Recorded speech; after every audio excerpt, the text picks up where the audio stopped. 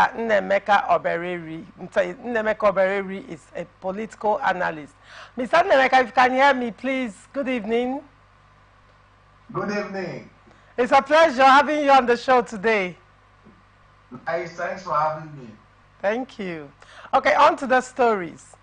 Clergyman Primate Elijah Ayodele on Thursday cautioned President Bola Tinubu against listening to Vice President Kashim Shettima and Senate President Godswill Akpabio's statement describing the recent protests against hardship as sponsored. He informed Tinubu that Shettima and Akpabio are deceiving him because Nigerians are suffering, and this informed their decision to storm the streets to express their grievances. In a statement signed by his spokesman, Oluwatoshin Osho, Ayodele berated the duo for being insensitive with the feelings of Nigerians and reducing their grievances to mere political talks when the government is supposed to be catering for the need of its citizens. He said, the country needs urgent action, otherwise Nigeria will continue to experience difficulty. Tinubu should not mind those who are deceiving him. People are in pain and no one is sponsoring any protest. People are angry and feeling the heat of the economy. Tinubu should ignore any side talks that are not relevant to what is happening at the moment. Everything is upside down. Tinubu should act before it's too late. Akpabio's statement about the protest isn't a wise talk. It's simply insensitive. Shettima and Akpabio are saying protests as sponsored is out of character. Nobody is sponsoring anything. The people are just hungry. And these people are what God said will happen in your government. Nigeria doesn't deserve such irrelevant statements now. Instead of blaming the people, your government should get to work. Now, Mr. Nnemeka. Yes. This is coming from Primate Ayodele, who in recent times have also come out to, in fact, he made a lot of prophecies about Nigeria and everything that is happening, and he has been speaking up in recent times. Sometime last week, he also came out to say that Nigerians should pray for Tinubu and pray for the government and leadership. He is of the opinion that, be it as it may, regardless of what is going on, Nigerians need to go to God in prayer. So prayer is one of the solutions to the problems in Nigeria. However, he has also come out to berate Shettima and Akpabio over their statements that the protests are sponsored. In your opinion, how do you react to this whole thing? For me, we discountenance the messenger and the message. Primate Ayodele is not the kind of people that I will put so much weight on their submission because they are neither here nor here. I still put some element of weight and the attributions to the religious people in Nigeria to what is happening in Nigeria today. The hunger in Nigeria, the poverty in Nigeria, some of these religious men and the pseudo-clergymen are part of the problems. But I want to address the message. As for Primate Ayodele, I don't want to put much weight on the messenger. Let me look at the message. The truth is, whether people are being sponsored or not, I don't want to believe that the average Nigerian today is better off than they were 7 months, 8 months ago. There is so much hunger in the land. There is so much palpable anger, and the people are frustrated. But if you also ask me, there are some elements of this protest that we call controlled protest. I say if anybody who cares to listen, a hungry man, an angry man does not have time to print placards, mount sound systems at the back of a truck, go dancing around town in protest. When people are hungry, they don't have time for such frivolities because the money is wasted in hiring drums and trucks could as well be used to feed the poor in the street. Nigerians are hungry, there is too much hunger in their land. Rather than wasting time looking for sponsors of the protest, the governments of the both at the federal level, the state level and local government level should take urgent steps to address the core issues here. This matter did not start today. This matter dates back to 2015. As at 2015, when the APC government of Buhari took over power from Jonathan, inflation rate was a single digit, about 7.5%. A bag of rice was 8,500. Unemployment rate was single digit. Today, unemployment rate is almost at about 42%, with youth unemployment on the rise. Inflation rate, forget the NBS record of 25.9%, it's almost more than 20%. Year on year, month on month, week on week. A bag of cement was 5,000 naira in January. Today, it is 17,500. That is the situation that we have found ourselves. People are angry, people are hungry. The governments of today, all of them must come together to find solutions to this. At the core of the hunger, at the core of poverty in Nigeria, at the core of inflation and unemployment, is the twin issue of corruption and insecurity. Corruption is the mother, insecurity is the child, because it is the corruption that has given rise to insecurity across the length and breadth of Nigeria.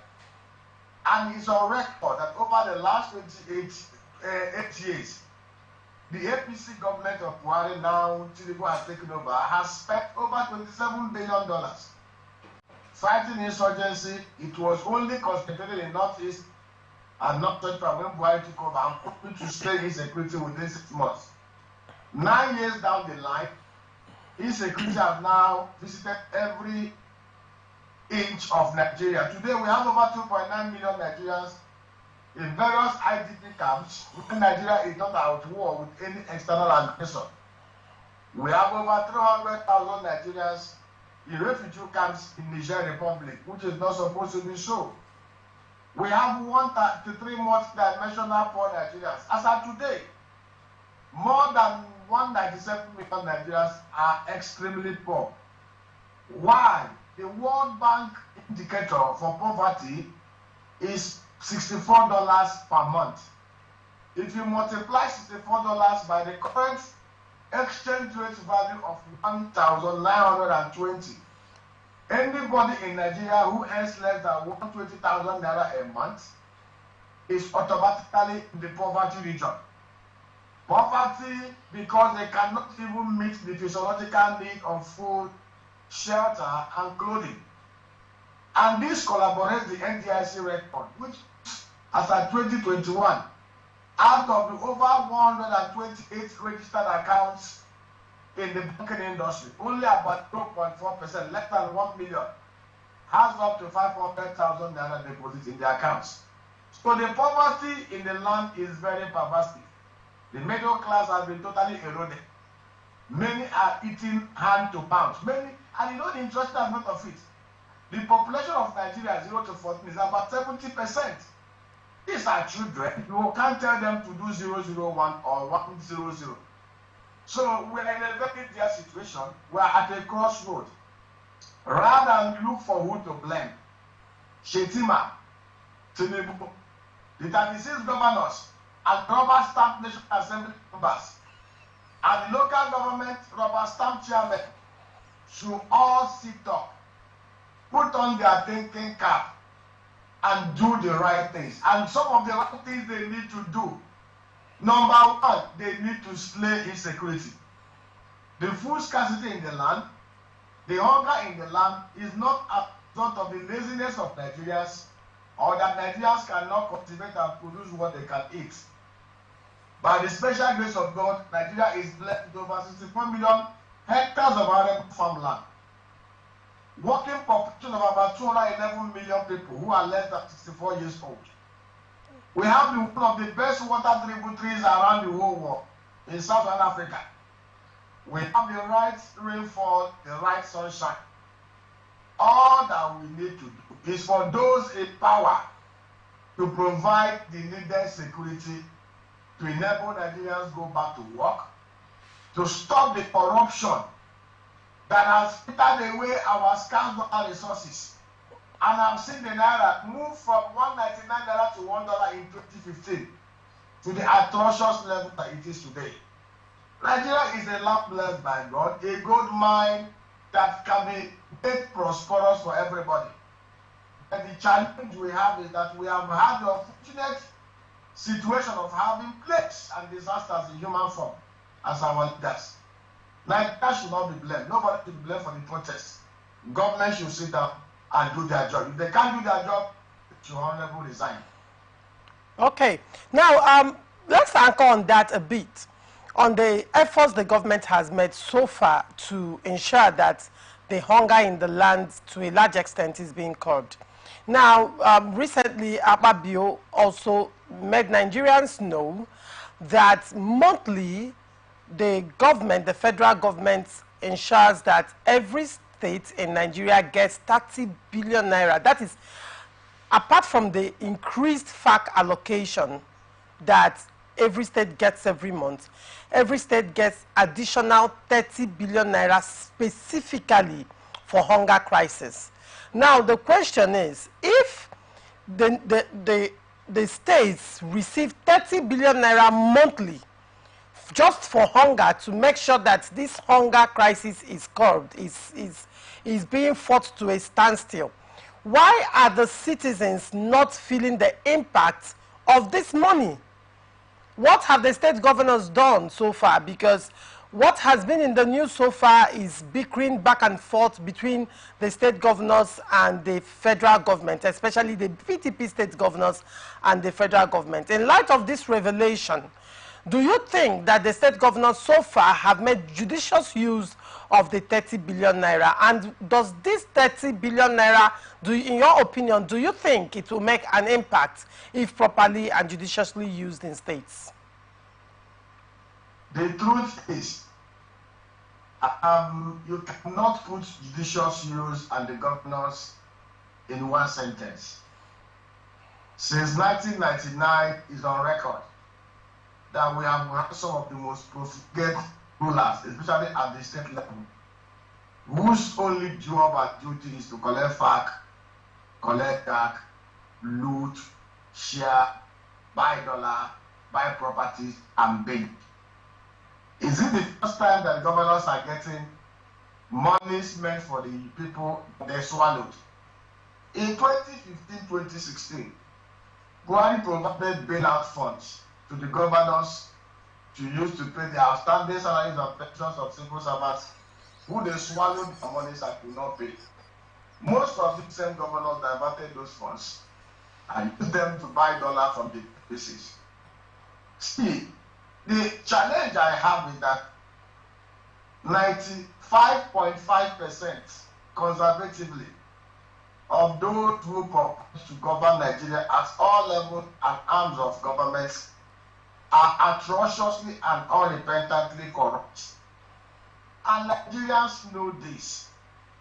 And there is no amount of prayer and complaining that can save us if we do not take urgent steps to see how we can reform the physical and constitutional framework of Nigeria to allow those with the creativity, the honesty, the sincerity, the capacity and competencies to take over leadership positions across the arms and the tiers of government.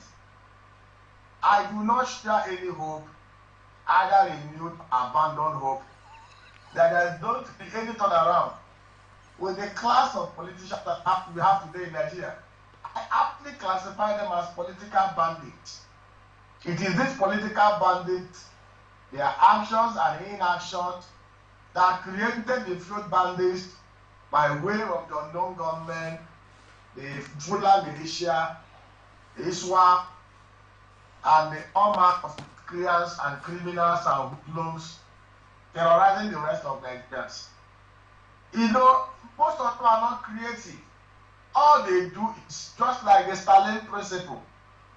Take away all the feathers from the chicken as the chicken is bleeding, drop corn to the floor for the chicken to eat. While the chicken is picking the corn, this chicken is still bleeding until it dies. That is the kind of thing they are doing to the average Nigerian. Is there any hope?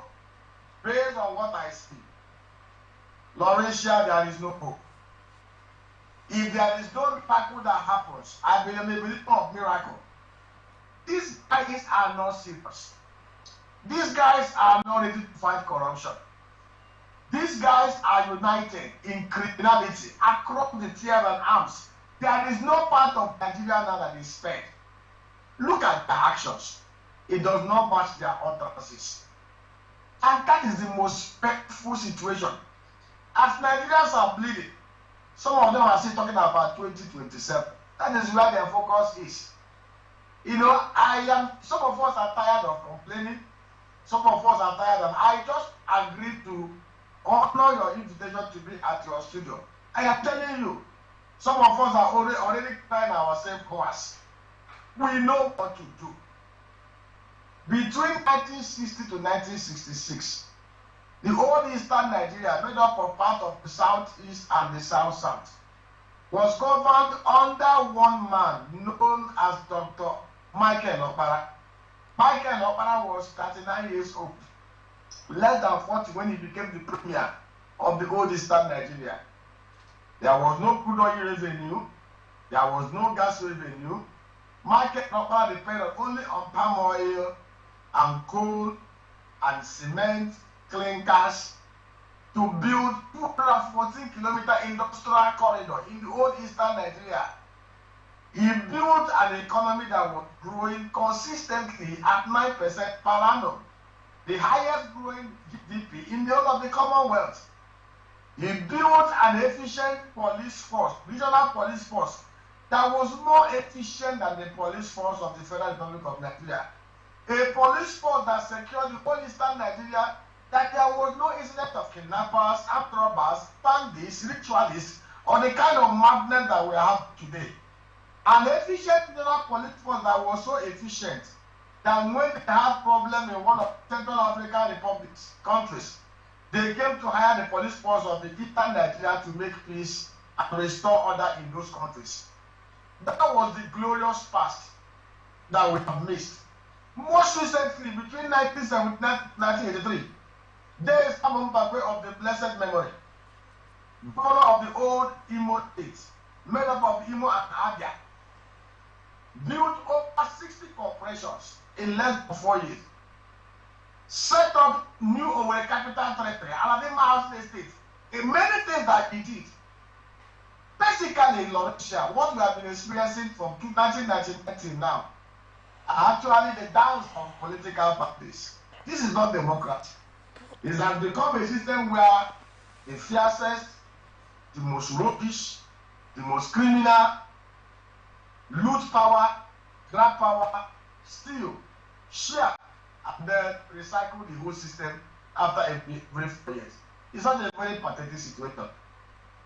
Well, startling revelation you've made there, but then let's anchor a bit on what could be a glimmer of hope. Now, you spoke about, can you hear me, Mr. Nemeka?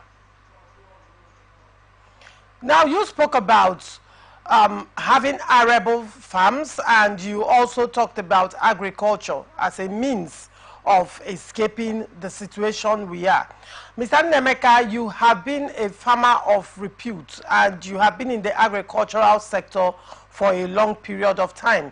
So what are the challenges that, even if the government decides to focus on agriculture, what are the challenges that might hamper this from being fully successful? You talked about insecurity as part of the challenges. Then let's also look at infrastructural deficits and perhaps some other issues that may be a challenge for agriculture, like you rightly mentioned, as a means of pulling the nation out of this situation. If you can hear me, Mr. Nemeka, I would love you to respond to this. Okay, like I said, there is a global infrastructure development master plan that was developed when Okonjo Iweala was the coordinating minister of the economy with the help of the World Bank. And that global infrastructure master plan stated clearly that for Nigeria to move from the current level of a poor, highly indebted third world country to that of the second world country, not even a first world country. And we must have consistently, on an annual basis, non-fiscal revenue, infra development investment of about $100 billion, $3 trillion over the next 30 years. The plan across the whole key sectors of the economy. But the challenge we have is that there is no integration, no intention, no passionate creativity and patriotic zeal on the part of those at the federal level, at the state level, at the local government level, to look at the content of that document and breathe life into it by providing the enabling constitutional, fiscal, resource production and control, socio-economic, electoral reforms, and political structure that can enable us to painstakingly and scientifically develop our infrastructure and build an economy that is productive. Take, for instance, Vietnam. Vietnam, Singapore, Indonesia, Malaysia in the early 60s were far behind Nigeria. Vietnam had a population of about 100 million people. Land mass that is a third of Nigeria. But on an annual basis, they produce and export nothing less than $356 billion worth of goods and services. On rice alone, Vietnam produces about 27 million tons of rice. Nigeria consumes 7.5 million tons of rice. We only produce 3.8 million tons, when we can actually produce about 27 million tons if we are a serious people. Like I said earlier, there is no sincerity, there is no intention. Things have gotten so bad that the average Nigerian sees politics and political office as an avenue and medium to show up their sagging, criminal, economic lifestyles. So I don't see anything changing unless the current gladiators are touched by God to address the foundational issues which is at the root of our problems. And what are those foundational issues? The constitutional and physical foundation of Nigeria was destroyed in 1966 and then totally healed by Yakubu Gowon in 1970. Before the independence of Nigeria, our founding fathers, Amadu Bello, Nnamdi Azikiwe, Obafemi Awolowo, Anthony Nahoro, had series of conferences and summits where they painstakingly reviewed and agreed on a constitutional structure that will fit in a multi-ethnic, multilingual, multi-religious nation like Nigeria in such a way that we can have a loose center and very strong and powerful constituent units controlling 50% of their resources in such a way that people can develop at their own pace without allowing those things that divide us to have measures way. Today, we've lost everything that made us that nation that was founded in 1960. What do? We need to go back. I heard loud and clear efforts being put together by 60 of the parliamentarians in Abuja to revert Nigeria to the parliamentary system of government. If these guys are sincere beyond rhetoric, if these guys are repentant of their wickedness, all they need to do, Bola Tinubu and the 6 governors, additional assembly members, is to dust up the 1963 constitutional framework of Nigeria. Change the 4 regions to 6 regions. Change the state to be provinces. Go to the National Assembly, put a stamp of seal on it as the new constitution of Nigeria. and get 24 state houses of assembly to endorse it. That would be the only foundation that can rebuild this land. And then make the prime ministership position to be less powerful than the regional premiers, like we had it in 1963, 1960.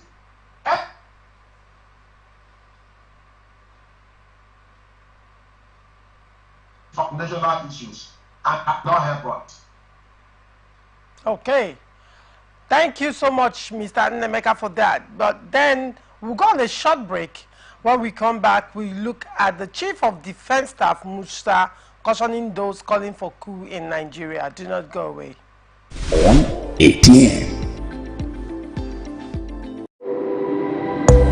From the line across the ocean to the land beyond the mountains, through the Sahara, we bring on-spot news, live analysis, expert discussions on trending stories in politics, business, socio-economy, sports, and documentaries. So catch all the updates on the happenings around the globe. Stay focused on the fact today, only on ATN.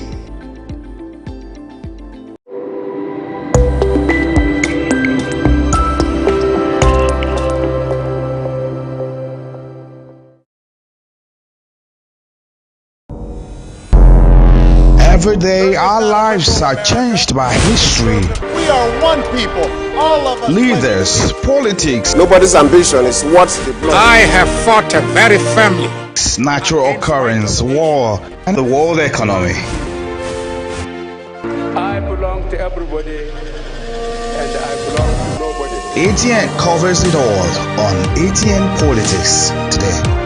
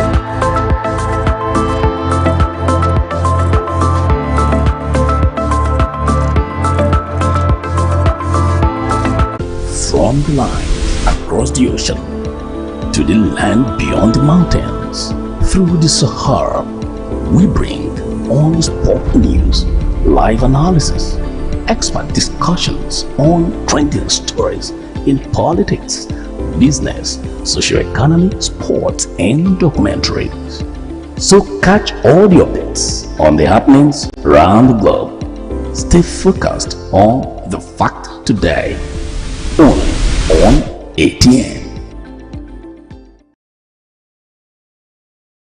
Chief of Defense Staff General Christopher Musa has warned those he described as evil people calling for a coup in Nigeria due to the current economic hardship in the country. Musa warned that the law will come for those calling for a coup in the country over the current economic realities.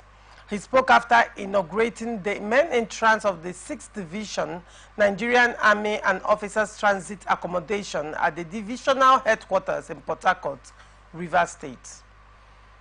The Army Chief assured of the armed forces' commitment towards the sustenance of democracy in Nigeria. Musa said, "Whoever is making that call does not love Nigeria.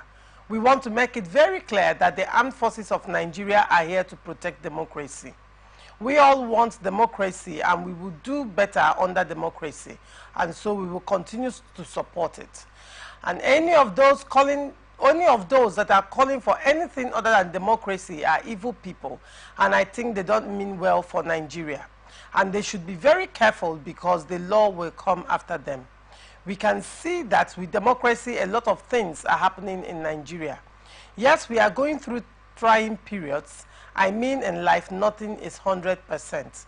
Musa said the federal government is focused on addressing the current economic challenges in the country and therefore appealed to Nigerians to exercise patience. Everybody goes through a trying period in life, and it is what you do with them.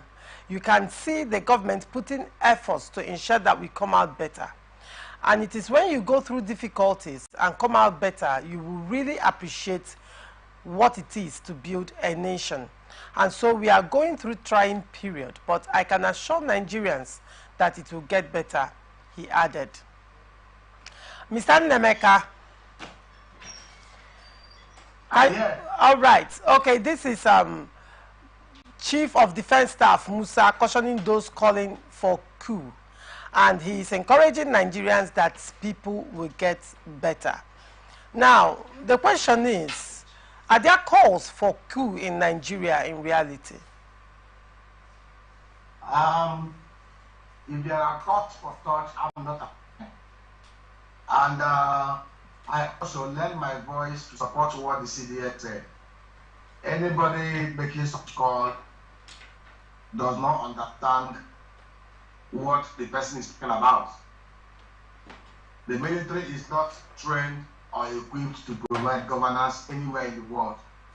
Their sole responsibility is to protect the territorial integrity of Nigeria and answer to the position of the Federal Republic of Nigeria. We've been through that before, and on record, it was the military boys that destroyed the very foundation of Nigeria in 1966. If not for their intervention in 1966, I am pretty sure Nigeria would have been competing shoulder to shoulder with the likes of Vietnam and Singapore. So anybody who is calling for such is not only ignorant, but very, very wicked. We do not want such in Nigeria. We have clear mechanisms for improving our democratic process. I am sure we need urgent constitutional reforms. We need urgent electoral reforms. We need urgent fiscal reforms, which I am sure the National Assembly, they are taking urgent steps to address. And we need to make this very clear.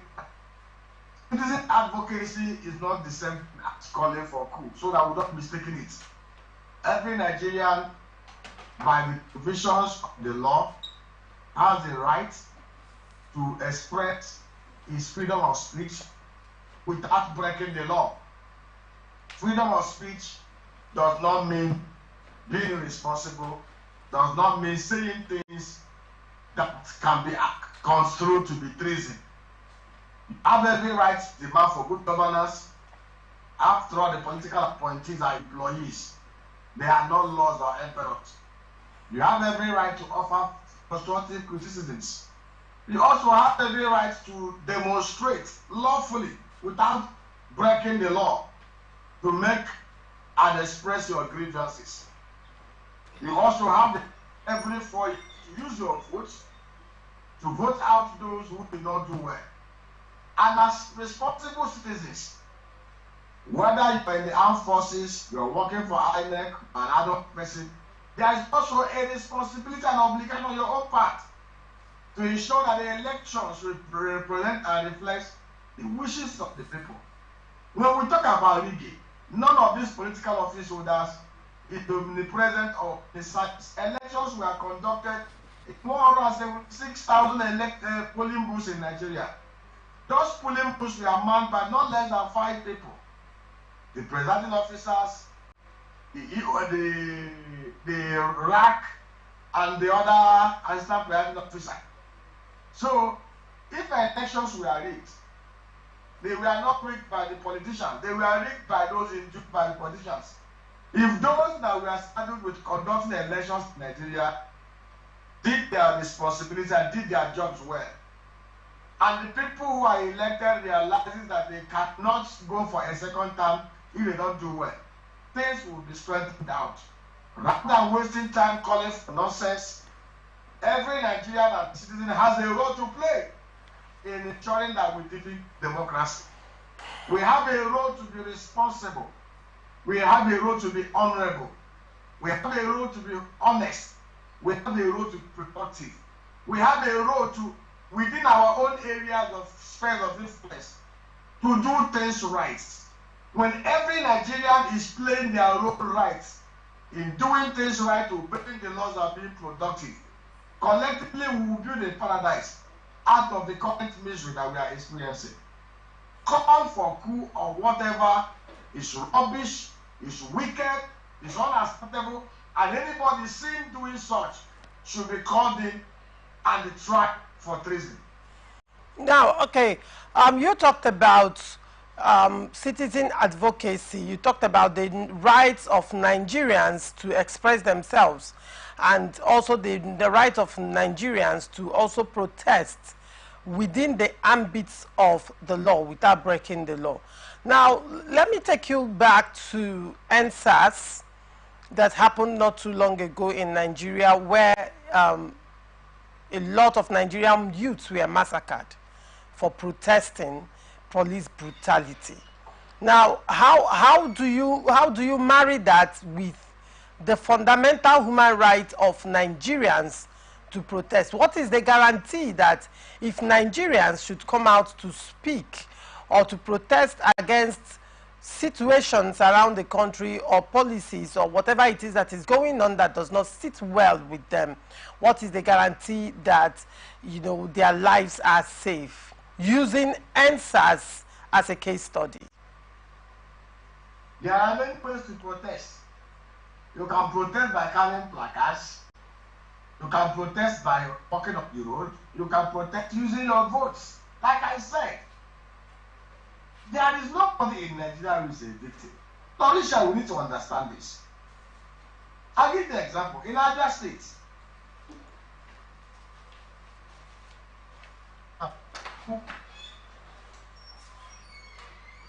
the electoral returning officer, there were other 35 returning officers across the other 35 states in Nigeria.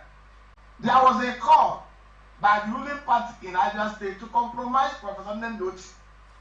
There was no pressure that was not exerted on that woman to overturn the weight of other people. Nendoti, Akwa, as she calls herself, stood her ground, ensured that the right result was scored, and today, Abia State has Stoma Alex as the governor of Abia State. And over the last 6 months, I have seen a new lease of life. If other returning officers in the other 35 states, if other electoral officers in the 774 local government areas, if the polling booth officers and those at the ward collection centers have not compromised their responsibilities and their roles, if Nigerians had voted, come out en masse to vote, without leaning to our ethnic and religious primordial sentiments, looking at those that deserve us better, voting out those that participated in the NSAS saga, Nigeria would have been a better place today. I don't believe any of us is a victim. I believe those political office holders, those I call political bandits, are our brothers, our sisters, our cousins, our fathers and mothers, our kids and kings, our fellow religious people and all those stuff. If every Nigerian, starting from our homes and family, choose to do what is right, respect the whole tenets of democracy, use your vote to vote out those who are not doing the right things, and the electoral officers and security agencies do their job by ensuring that the votes of the people are respected, Nigeria would have been where we are today. NSAS is an experience nobody would wish for us to have. Is it only NSAS? In 2016, 2017, 2018, youths that came out to go and protest now back in Onitsha were mercilessly gunned down because they were waving flags. They didn't kill anybody, they weren't armed, but those that were supposed to protect them, murder them in cold blood. This is not the kind of thing we should be seeing in a democracy. Like I've always said, each and every one of us has a role to play. If you want to play opposition, be consistent. Don't set your conscience because of money, because of good. Stand on the path of truth. Whether you're a religious leader, a traditional ruler, a civil servant, when every one of us stand in the gap to do what is right and to be productive, this country will work. Let me tell you the truth.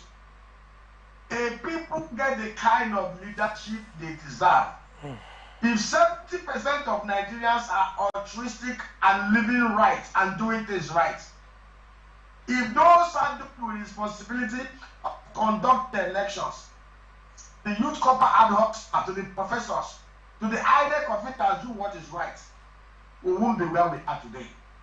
We are all collectively guilty. Each and every one of us should look inward and search ourselves. I always say to anybody who cares to listen, my father is late. And I say it, my father was part of the rush. And I say it to my children who are close about, round about me are listening. And they will tell you this, I will never, directly or indirectly, play any part in anything that will bring Nigeria to the current state that it is today.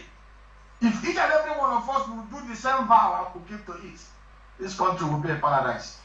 Well, thank you so much, Nemeka Berereri, for being on this show today. It means a lot. I really appreciate it. Thank you for your time. Thank you so much. All right. And this is where we wrap it up on this episode of Let's Talk on Atlantic Television Network. Do not forget, you can always catch up with us on all our socials. You can always follow us up and stay connected to Atlantic Television Network on Facebook and YouTube, Atlantic Television Network, on Instagram and TikTok, Atlantic TV Network 1, on Twitter, Atlantic TV Net. Watch us live on our website, www.atlanticnetwork.tv. Do not forget, peace and unity are the pathways to progress. Thank you for watching. Stay tuned for global news, which comes up shortly by 9 p.m. I am Ogu Laurentia Choma. See you at the same time tomorrow. Good night. From the line across the ocean to the land beyond the mountain.